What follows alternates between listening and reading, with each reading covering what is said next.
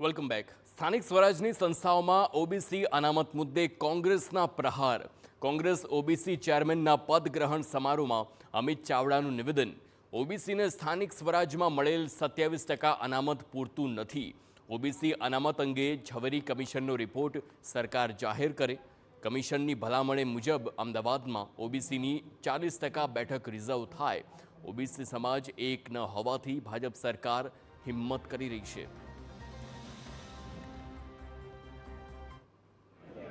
27% પણ પૂરતું નથી। એ ઝવેરી કમિશનનો રિપોર્ટ આજે પણ જાહેર કરતા નથી। જો આજે પણ જાહેર કરે તો આ અમદાવાદ શહેરમાં 40% બેઠકો ઓબીસી સમાજ માટે રિઝર્વ થાય। એવા કેટલાય ગુજરાતના જિલ્લાઓ છે કે જ્યાં 40% અનામત ઓબીસીને મળે।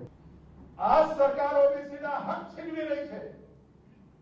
આ સરકાર ઓબીસીના દીકરાને પોલીસની ભરતીમાં રોકી રહી છે, તલાટીની ભરતીમાં રોકી રહી છે, દોડના ગુણ કાઢી નાખ્યા, રમત-ગમતના ગુણ કાઢી નાખ્યા। લેખિત પરીક્ષામાં 80% લાવે છે એ ફેલ થાય છે ઓરલમાં, અને 60% લાવે છે એ સબ ઇન્સ્પેક્ટર કે પીઆઈ બનીને નીકળે છે। એનું આંદોલન ઓબીસી ડિપાર્ટમેન્ટ ગુજરાતમાં મહેશભાઈના નેતૃત્વમાં ચાલુ કરે। રાજ્યમાં હવે